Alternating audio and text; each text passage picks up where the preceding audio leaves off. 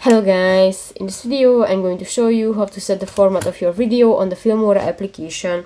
But first of all, I just want to mention, please don't forget to subscribe to our channel, because at 100,000 subscribers we are going to show you our YouTube revenue statistics and growth strategy, how to make money online. So let's jump into it.